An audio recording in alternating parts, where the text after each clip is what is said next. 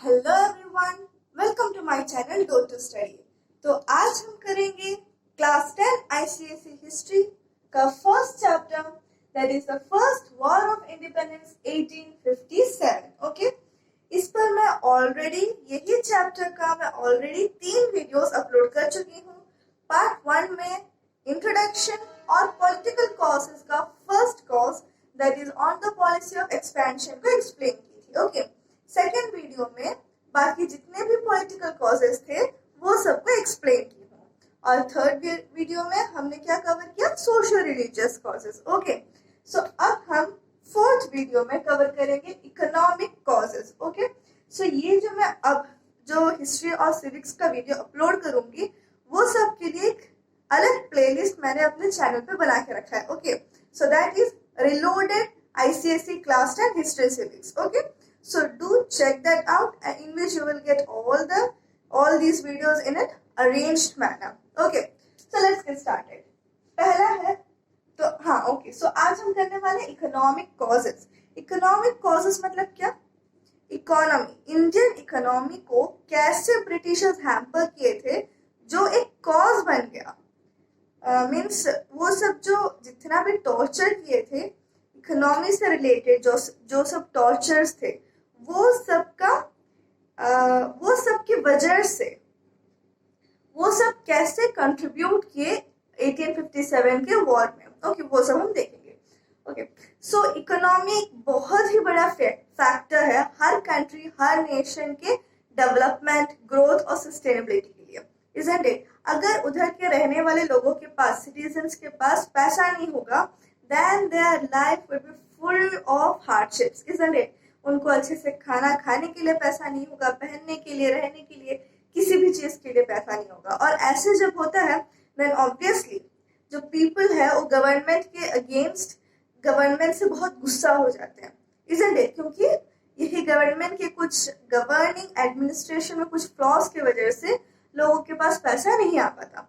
So similar situation था यहाँ पर भी, लोगों के पास पैसा नहीं था। क्यों नहीं था? क्योंकि बहुत ही एक्सॉर्बिटेंट लेवल्स तक टैक्सेस लगा दिया जाता था उनके हाउसेस पर, वो जिस लैंड पर फार्मिंग कर रहे हैं उस पर, हर चीज पे टैक्सेस था, और वो भी बहुत ही हाई लेवल में था, जिसकी वजह से लोगों के पास पैसा नहीं होता था। ओके, सो और ऐसे बहुत सारे रूल्स और रेगुलेशंस और बहुत कुछ ब्रिटिशर्स के एक्ट्स, जिसकी वजह से हमारी इंडियन इकोनॉमी में बहुत ही ज्यादा मतलब बैड इम्पैक्ट्स देखने को मिले हैं। Okay, so let's start all of them one by one. Okay, पहला है exploitation of economic resources. Okay, so India का इकोनॉमिक रिसोर्सेज क्या था मेनली, मतलब कहाँ से इंडिया में पैसा आते थे, मतलब क्या क्या चीजों के जरिए इंडिया में पैसा आते थे। पहला, इंडिया एक एग्रीकल्चरल कंट्री है, तो उसका फूड ग्रेन्स, इजंट इट, वो सबको बेचकर पैसा आता था। देन इंडिया में बहुत सारे कपड़ों के लिए रॉ मटेरियल्स थे, लाइक कॉटन एंड सिल्क, और प्लांटेशन भी हुआ करता था, इजंट इट? सो ये सब था इंडिया का इकोनॉमिक रिसोर्सेस। बट वही इकोनॉमिक रिसोर्सेस को ब्रिटिशर्स ने एक्सप्लॉइट किया। See, let's see the first point. India was forced to export raw materials like cotton and silk, plantation products like indigo and tea, and food grains which were in short supply in Britain at cheaper rates. मतलब जो चीजें Britain को चाहिए था वो सब India से ले लिया जा रहा था। Okay, we can't say it as a trade because जितना वैल्यू वो सब चीजों का है वो लोग उतना पे नहीं करते थे। बहुत ही कम अमाउंट में, बहुत ही कम रुपए देकर वो लोग ले लेते थे, क्योंकि तब तो ब्रिटिशर्स ही एडमिनिस्ट्रेट कर रहे थे इंडिया को। So it would be easy for them to sell these goods at cheaper rates, isn't it? क्योंकि वो अपने ही कंट्री में ले रहे हैं, तो वो लोग क्यों ले, ज्यादा पैसा इंडियंस को देकर वो लोग क्यों ले, isn't it? और गवर्नमेंट भी कुछ इनके अगेंस्ट बोलेगा नहीं, क्योंकि गवर्नमेंट तो उन्हीं का गवर्नमेंट है ना, अंडरस्टूड? सो जो भी लाइक किया, पहले कॉटन और सिल्क, कॉटन और सिल्क उधर के ब्रिटिश इंडस्ट्रीज का रॉ मटेरियल था, क्योंकि वो लोग कॉटन और सिल्क यूज कर कर क्लोथ्स बना रहे थे, मशीन मेड, इजंट इट, क्योंकि उनका फैक्ट्रीज था। ओके, तो वो जो रॉ मटेरियल्स है वो इधर से इंडिया से लिया जा रहा था बहुत ही कम रेट में। इसका मतलब क्या है, उनका जो कंपनी का प्रॉफिट है बहुत ज्यादा होगा, क्योंकि रॉ मटेरियल्स के लिए उनको पैसा खर्च नहीं करना पड़ रहा। Next, plantation products like Indigo and T, वो भी उनकी डे टू डे लाइफ में यूज होता है। इंडिगो का एक डाइंग सब्सटेंस है, ओके, मतलब कपड़ा वगैरह सबको डाई करने के लिए, कलर करने के लिए इंडिगो यूज किया जाता है।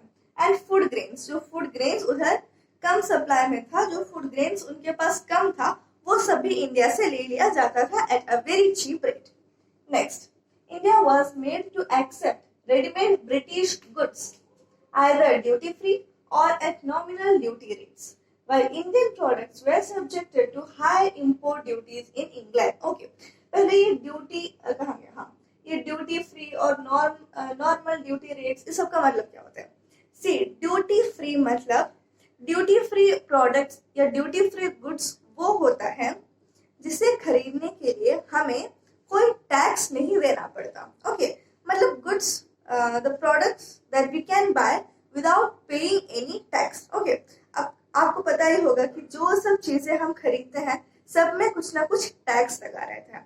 ओके, अब कोई कंट्री, कोई बाहर का कंट्री, सपोज कंट्री XYZ, वो हमें कुछ प्रोडक्ट सेल कर रहा है, it means we are importing the products and that country, that is XYZ, is selling, that is exporting the products. Okay, तो जब कोई कंट्री हमारे कंट्री में गुड्स एक्सपोर्ट कर रहा होता है तब उनको कुछ टैक्स देना पड़ता है। ये एक्सपोर्टिंग के लिए, ये जो बिजनेस वो लोग कर रहे हैं उसके लिए उनको कुछ टैक्स देना पड़ता है।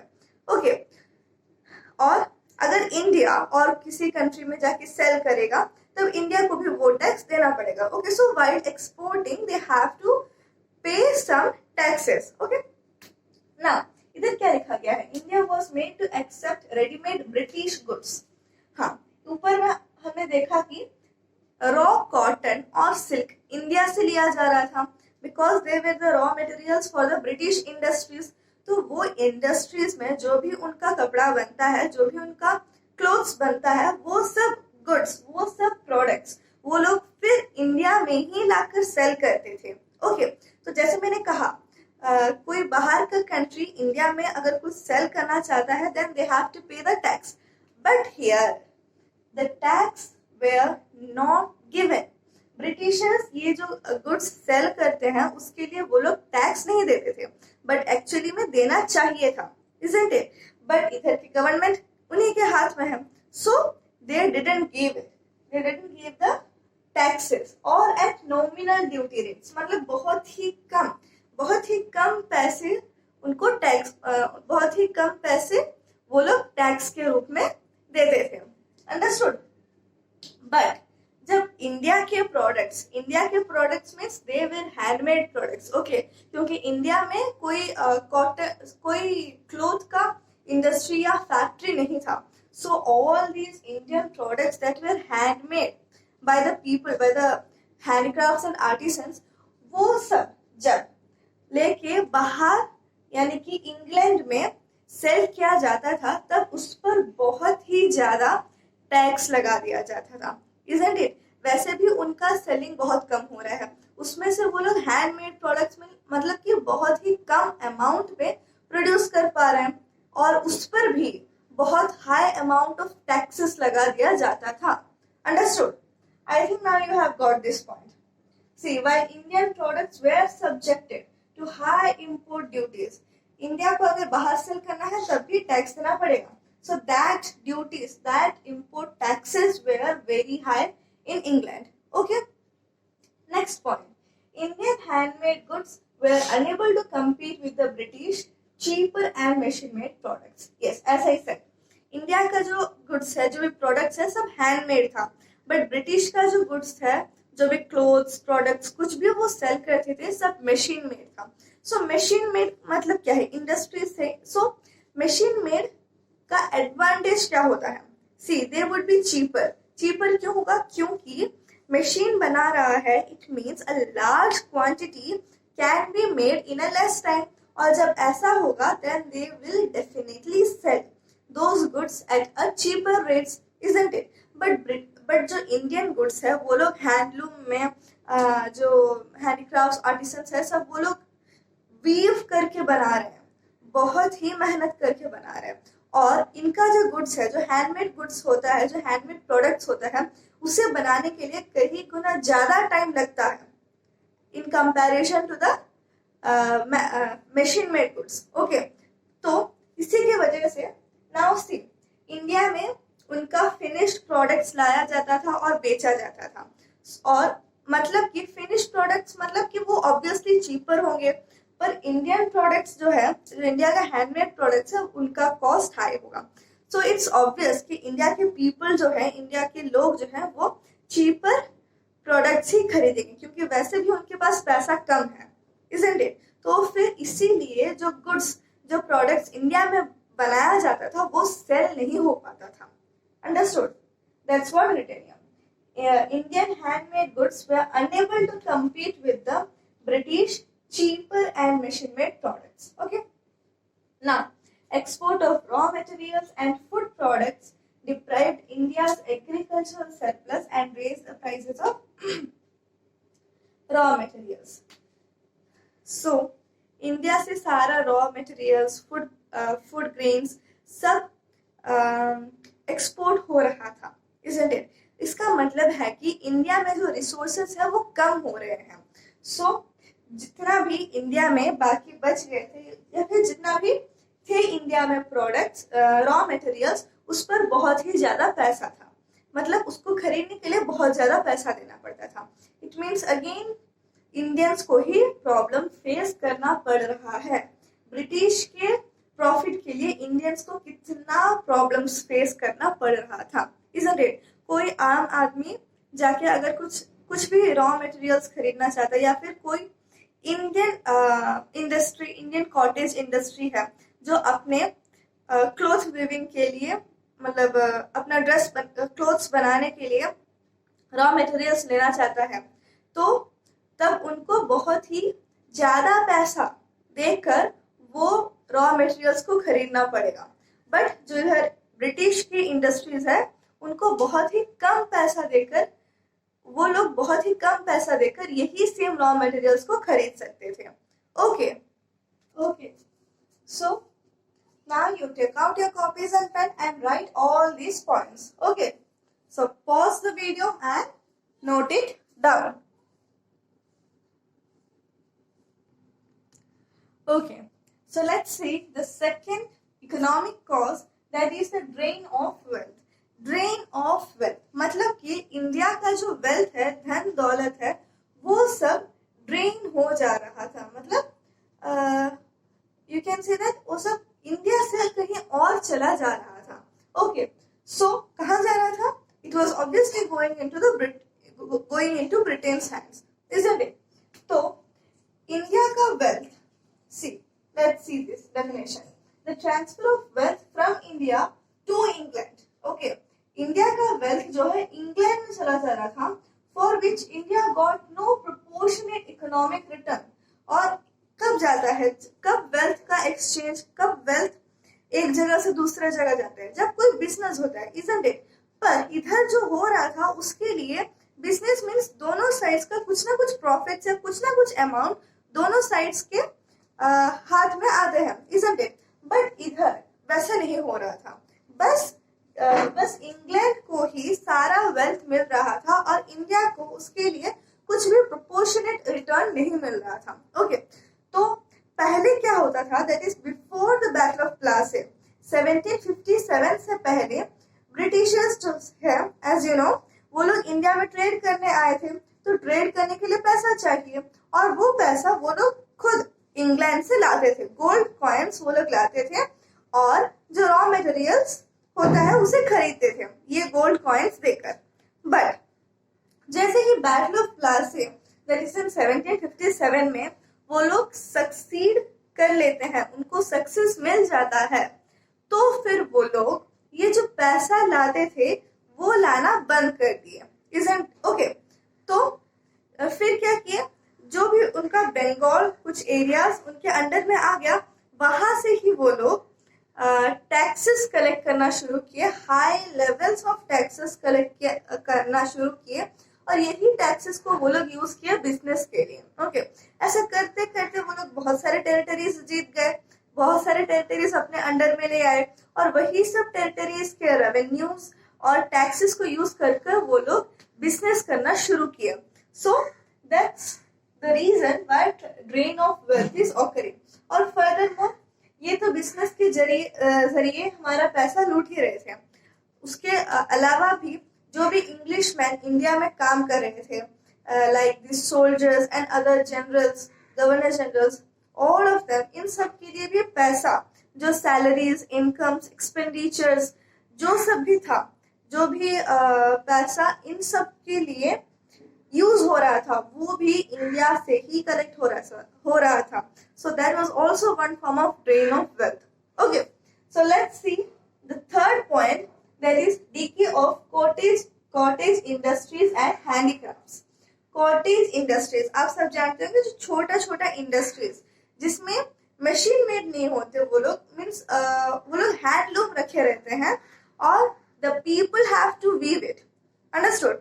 सो द जो सब ऐसे कॉटेज इंडस्ट्रीज थे, जो हैंडीक्राफ्ट्स थे, वो सबका डिक्लाइन होना शुरू हो गया। क्यों? क्योंकि हमने पहले पॉइंट में देखा कि इंडिया से रॉ मटेरियल्स जब लेके जाते थे, बहुत हाई इंपोर्ट ड्यूटीज लगा के लेके जाते थे, पर जब वही ब्रिटिश फिनिश प्रोडक्ट्स जब इंडिया में पहुंचता था, तो फिर उसमें कोई ड्यूटी रेट्स लगाया नहीं जाता था, या फिर बहुत ही कम ड्यूटी रेट्स पर वो लोग बहुत ही कम ड्यूटी रेट्स लगाया जाता था, और वो लोग आराम से, आसानी से, बिना कोई ज्यादा पैसे को स्पेंड किए इधर सारा बेच देते थे, और बहुत ही high amount of profit earn कर लेते थे। और यही मशीन मेड गुड्स के सामने हमारा इंडियन हैंडमेड गुड्स नहीं टिक पाता था। पहले क्या होता था, इंडिया का जो हैंडमेड प्रोडक्ट्स है, क्लोथ्स है, वो सब इंग्लैंड में सेल हो पाता था, बट जैसे ही रॉ मटेरियल्स इधर से लेकर वो लोग खुद अपना चीजें बनाना शुरू किए, तो फिर उनका इंडिया का प्रोडक्ट्स का डिमांड कम हो गया, और उसी के साथ साथ जब भी इंडिया का प्रोडक्ट्स उधर इंग्लैंड में सेल करने के लिए ले लिया जाता था, तो फिर बहुत ही हाई इंपोर्ट ड्यूटीज लगाया जाता था, अंडरस्टूड। तो इसी के वजह से जो कॉटेज इंडस्ट्री है, और उसमें जो काम करने वाले लोग हैं, आर्टिसंस है, सबका डिक्लाइन होते चला गया, डिके होते चला गया। सी, heavy duty on Indian textiles in Britain destroyed Indian industries, whereas British goods were imported into India at nominal duty rates. 19th century के मिडिल होते होते जो भी मतलब पूरा बिजनेस, दैट इज इंडिया से इंडियन प्रोडक्ट्स को इंग्लैंड में सेल करने का यह बिजनेस पूरी तरह से बंद हो गया। Okay, almost it came to an end, understood. And ये तो ठीक है, इंग्लैंड में अपना इंडियन प्रोडक्ट सेल नहीं हो पा रहा था, बट इंडिया में भी इंडियन प्रोडक्ट सेल नहीं हो पा रहा था, क्योंकि ब्रिटिश गुड्स चीपर थे, और फर्दर मोर जो ये सब प्रोडक्ट्स खरीदते थे, इंडियन प्रोडक्ट्स, वो थे हमारे जो पैट्रॉन्स थे उनके, वो थे प्रिंस, किंग्स, जमींदार्स, ये सब थे इन सब के पैट्रॉन्स। ओके, बट जब ये इनके पास ही किंग्स, प्रिंस, जमींदार, उनके पास ही पैसा नहीं है, क्योंकि उनके हाथों से वो सब लैंड चला जा चुका है, और वो सब लैंड ब्रिटिशर्स के अंडर में, मीन्स उनके पास पैसा नहीं है, तो फिर वो लोग भी नहीं खरीदते थे। It means it totally came, this cottage industry totally came to a stand. Okay, see, the misery of the artisans was further compounded by the disappearance of their traditional patrons and buyers. Okay, so now pause the video and note it down.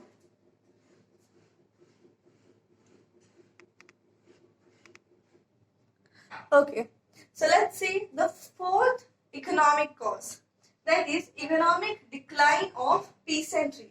Peasantry means जो farmers है, उनको क्या क्या economic challenges face करने पड़े थे, वो देखते हैं। ओके, सो पीसेंट्स ही सबसे ज्यादा अफेक्टेड थे।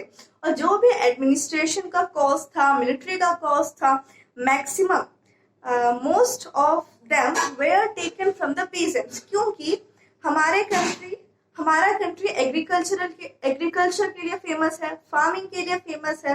तो उस टाइम में मैक्सिमम लोग क्या करते थे, फार्मिंग करते थे। तो फिर यही फार्मिंग के लैंड्स का टैक्स जो ब्रिटिशर्स है वो लोग बढ़ा दिए थे। So the peasants were extremely dissatisfied, क्योंकि उनको जितना प्रॉफिट नहीं मिलता था उससे ज्यादा रेंट और टैक्स के रूप में उनको देना पड़ता था। Understood? See, peasants were discontent with the official land revenue policy. Land revenue policy, वो लैंड जिसपे वो लोग फार्मिंग करते हैं उस पर भी ज्यादा टैक्स उन्हें देना पड़ता था। And the consequent loss of their land, they had to pay heavy taxes. ये consequent loss of their land का मतलब क्या है? सी, जो फार्मर्स थे इंडिया के, इंडियन फार्मर्स रिच नहीं थे। Okay, now also most of the India के फार्मर्स रिच नहीं है। सो क्या करते थे वो लोग, पहले क्या करते थे वो लोग, उनका अपना जमीन नहीं था, उनके पास इतना पैसा नहीं था कि वो लोग अपना जमीन खरीद पाए। तो वो लोग जो रिच थे, लाइक जमींदार्स, बट धीरे धीरे ये जमींदार्स में रिप्लेस होकर मर्चेंट्स एंड मनी लेंडर्स हो गए थे। तो उनसे वो लोग लैंड लेते थे रेंट में, भाड़े में वो लोग लैंड लेते थे और हर महीना उसका रेंट पे करते थे। ओके, बट ये जो मर्चेंट्स एंड मनी लेंडर्स है वो लोग रेंट इतना ज्यादा रख दिए थे कि वो लोग पे नहीं कर पा रहे थे वो रेंट।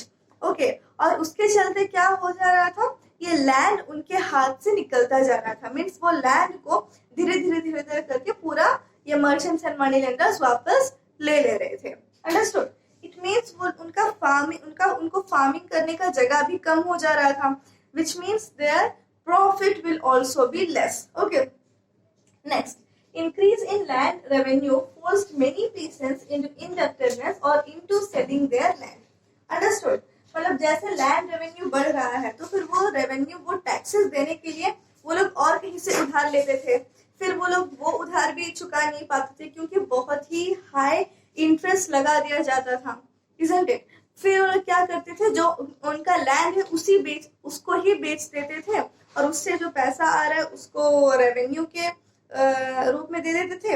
और इससे क्या होता था, उनको रेवेन्यू भी कम देना पड़ेगा, जितना लैंड वो लोग कम रखेंगे उतना रेवेन्यू कम देना पड़ेगा। ये सब सोचकर वो लोग लैंड ही बेच देते थे। फिर क्या होगा, लैंड अगर बेच दिए हैं तो उनको फार्मिंग के लिए भी कम जगह है, फिर अगेन उनका प्रॉफिट और भी कम हो जा रहा था।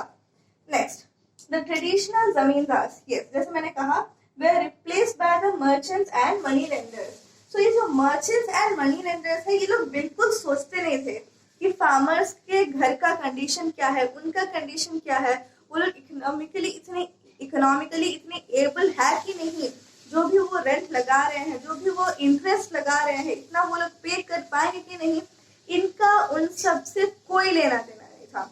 They wanted only money. Understood? See, the traditional zamindars were replaced by merchants and money lenders who had no concern for people and pushed rents to exorbitant levels and evicted their tenants in case of non-payments. Okay, so अगर ये लोग payment नहीं कर पाते थे, then उनके against कुछ actions लिया जाता था। Okay, that is in terms of law. The fifth one is inhuman treatment of indigo cultivators. Indigo जो था उससे बहुत ही ज्यादा, वो इंडिगो बहुत ही डिमांड में था इन इंग्लैंड, क्योंकि उससे जो डाई होता है उससे हम डाई बना सकते हैं जिससे क्लोथ्स को कलर कर सकते हैं। Understood? It means Indigo was in great demand in England.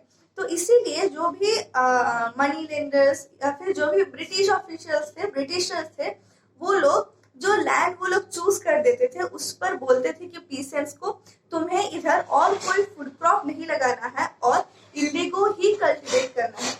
But Indians को, जो फार्मर्स थे, दे डिड नॉट लाइक, उनको अच्छा नहीं लगता था कि वो लोग इंडिगो कल्टीवेट करें। क्यों? क्योंकि उससे उनका ही लॉस होता था। इंडिगो कल्टीवेशन की वजह से सॉइल इरोशन होता है और इंडिगो कल्टीवेशन की वजह से जो सॉइल का फर्टिलिटी है वो लॉस होता है। मतलब 1 या 2 बार इंडिगो लगाने के बाद फिर वो जगह हम और कोई फूड क्रॉप लगाने के लिए यूज नहीं कर सकते, which is a huge loss to them. But जो ब्रिटिशर्स थे फोर्स करते थे कि तुम्हें इधर इंडिगो लगाना है, मतलब लगाना है, क्योंकि इंडिगो से उनका प्रॉफिट होता था। अंडरस्टूड। अगर अगर ये फार्मर्स इंडिगो नहीं लगाते हैं और कोई फूड क्रॉप्स उधर प्लांट कर देते हैं, देन फिर क्या होता था, देन जो फूड क्रॉप्स वो लोग लगाए रहते हैं या फिर उनका पूरा ही फील्ड को डिस्ट्रॉय कर दिया जाता था। और उनका जो कैटल्स है, जो भी वो लोग काउ या गोट जो भी पालते हैं, बुफेलो कुछ भी पालते हैं, सबको ले लिया जाता था। Understood? They were taken away. Okay, so now pause the video and note this down. Okay. Okay, so let's see the sixth cause, that is the growing unemployment. Unemployment मतलब जॉब्स नहीं मिलना। तो धीरे धीरे कर कर लोगों के पास जॉब्स नहीं था। जो लोग पहले सोल्जर्स थे या फिर राजा के एडमिनिस्ट्रेशन में कुछ काम करते थे, या फिर जब राजा का रूलिंग चल रहा था तब जुडिशियल पोस्ट में थे, उन सबके पास भी काम नहीं था। और इसके अलावा जो प्रीचर्स रहते हैं, स्कॉलर्स रहते हैं, जो मैन ऑफ आर्ट्स है, मीन्स जो लिटरेचर में बहुत अच्छे हैं, पोएट्री में बहुत अच्छे हैं, जो आर्टिस्ट रहते हैं, वो सब फील्ड में जो बहुत अच्छे थे लोग, इन सब के पास काम नहीं था। क्यों? क्योंकि let's see, the traditional rulers had given financial support to scholars, preachers and men of arts, but the decline of such rulers made them unemployed. क्योंकि ये जो लोग थे वो लोग काम करते थे राजा के अंडर में और राजा उन्हें पैसे देते थे and king paid them. Okay, but जैसे जैसे सारा किंग्स का रूल ही खत्म हो गया, then they were jobless. Okay, let's see the next one. When native states were annexed to the British Dominion, thousands of soldiers and officials in administration, military and judicial posts became unemployed as British excluded Indians from high posts. Okay, जब ये जो states को annex कर देते थे, जैसे कि हमने political cost में पढ़ा था, on the pretext of elite misrule में जब अवध को annex किया था, तब जितने भी soldiers थे उनके मिलिट्री में, जितने भी लोग, जितने भी पर्सन्स जुडिशियल पोस्ट में थे, जो भी एडमिनिस्ट्रेशन में राजा को असिस्ट कर रहे थे, सब जॉबलेस हो गए थे। Similar situation occurs whenever any native states is annexed. Understood? जब भी कोई नेटिव स्टेट एनेक्स हो जाता है तब यही कंडीशन रहता है। So these were the two main reason जिसके वजह से लोग अनएम्प्लॉयड थे। तो आप सोच रहे होंगे, जो लोग जब किंग रूल कर रहे थे उनके अंडर में एडमिनिस्ट्रेशन या जुडिशियल पोस्ट होल्ड कर रहे थे, क्या वो लोग ब्रिटिशर्स के एडमिनिस्ट्रेशन में ये सब पोस्ट होल्ड नहीं कर सकते? They had the ability, but British policies always excluded Indians from high post. Understood? क्योंकि उन्हें पहले से ही पता था और पहले से ही डर था कि इंडियंस अगर ये सब पोस्ट में आ गए तो फिर इंडियंस उनके हिसाब से, उनके रूल के हिसाब से जो लोगों को टॉर्चर करने के लिए बनाया गया है वो सब फॉलो नहीं करेंगे। Understood? So let's see the seventh cause, that is poverty and famines. Okay, so poverty मतलब क्या है? पैसा नहीं होना। लोगों के पास पैसा नहीं था, दे वर वेरी पुअर। उनके पास इतना भी पैसा नहीं था कि वो हर दिन उनका भूख मिटा सके। अंडरस्टूड? ये ब्रिटिशर्स के ये इकोनॉमिक पॉलिसीज की वजह से, और इकोनॉमिक पॉलिसीज एक तरफ हाई लैंड रेवेन्यू सब लगाते जा रहे हैं, फिर इधर एग्रीकल्चर नहीं हो पा रहा है, ड्रेन ऑफ वेल्थ हो रहा है, ऐसे सारे चीजें, ये सब कॉजेस की वजह से लोग बहुत ही पुअर थे। See, extreme poverty was there due to economic policies, decay of indigenous industries, मतलब जो लोग कॉटेज इंडस्ट्रीज, आर्टिसंस जो थे उनके पास भी काम नहीं था, हाई टैक्सेशन, एक में तो काम नहीं है, उसके ऊपर से हाई टैक्स लगा दिया जा रहा था हर चीजों पर, then drain of wealth, then stagnation of agriculture. Okay, तो ये सब चीजों की वजह से बहुत ही ज्यादा पॉवर्टी था इंडिया में। नेक्स्ट, देन दिस इज फेमीन्स, फेमीन्स मतलब भुखमरी, खाना नहीं मिलने की वजह से लोग मर जाते हैं, that is famines. Okay, so 19th century, by the half of the 19th century, many famines occurred in India. बहुत सारे famines, okay, around 12 major famines और बहुत सारे minor famines इंडिया में हुए. अब ये सब क्यों हो रहा था? पहला reason due to drought means पूरा जो जमीन है सारा सूखा पड़ जाना, अंडरस्टूड. सो ड्रॉट की वजह से. अब ड्रॉट क्यों हो रहा था? सी, इधर एग्रीकल्चर नहीं हो पा रहा था लोगों से, क्योंकि इतना ज्यादा पैसा लगा दिया जा रहा था सब में कि वो लोग एग्रीकल्चर नहीं कर पा रहे थे. सो इट्स ऑब्वियस कि ड्रॉट होगा ही होगा. Then due to other natural calamities, बहुत सारे नेचुरल कैलेमिटीज भी आए, और obviously bad administration, isn't it.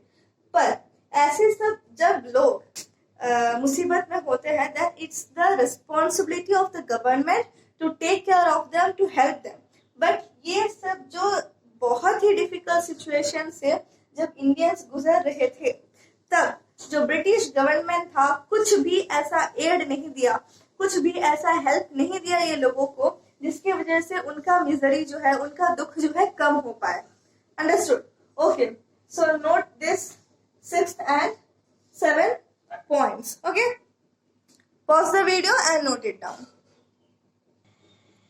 Okay, so now let's cover the 8th economic cause, that is decline of landed aristocracy. Okay, अब landed aristocracy का मतलब क्या होता है? See, aristocrats वो लोग होते हैं जिनके पास बहुत सारा प्रॉपर्टी है. Okay, so landed aristocracy means the landed aristocrats वो लोग थे जिनके पास बहुत सारा लैंड था. बट ये लैंड का उनका मतलब ये लैंड उनके पास है ये दिखाने के लिए उनके पास कोई पेपर प्रूफ नहीं था. मीन्स उनके पास कोई प्रूफ जो रिटर्न फॉर्म में, कोई डॉक्यूमेंटेड फॉर्म में उनके पास कोई प्रूफ नहीं था. ओके, ये सब लैंड्स उनके पास कैसे आया? अदर बाय हेरिडिटरी मीन्स मतलब कि उनके फादर से उनके पास आया, या फिर जब मैरिज के बाद उनको वो लैंड दिया गया, ऐसे सब तरह से उनके पास आया है. या फिर मतलब कोई दूर के रिश्तेदार है जिनका कोई बेटा बेटी नहीं है, तो फिर वो लैंड उनके पास आ गया. ऐसे कई तरह से उनके पास वो लैंड आता है. बट ये लैंड उनका है बोल के कोई रिटर्न फॉर्म में, कोई डॉक्यूमेंटेड फॉर्म में कोई प्रूफ नहीं था. सो ब्रिटिशर्स ये देखे, उनको ये पता चला कि इनके पास कोई रिटर्न फॉर्म में, कोई डॉक्यूमेंटेड फॉर्म में प्रूफ नहीं है. तो फिर वो लोग इसी का फायदा उठाते हुए एक रूल लाए, दैट इज द इनाम कमीशन, जिसके हिसाब से अकॉर्डिंग टू द इनाम कमीशन जो भी पीसेंट्स है, जो भी लोग, see here hereditary landlord papers, मतलब ये एक पेपर नहीं दिखाएंगे जिसमें लिखा गया होगा कि इतना एकर्स लैंड इनको बिलोंग करता है. देन वो जितने भी वैसे लैंड्स थे जिनका कोई पेपर प्रूफ नहीं था, वो सबको ले लिया गया था. They were confiscated by the British. Okay, so let's see. Who were the landed aristocrats? The talukdars and the hereditary landlords. मतलब जमींदार भी इसमें आते हैं. Okay. Now, according to the Inam Commission, the peasants who failed to show the hereditary landlord papers were taken by the British. Okay. तो ये इनाम commission के हिसाब से around 20,000 estates. Okay. Around 20,000 estates were confiscated. और फिर क्या करते थे, ये जो लैंड्स को कॉन्फिस्केट किए हैं उसको फिर पब्लिक ऑक्शन में रख के सेल करते थे.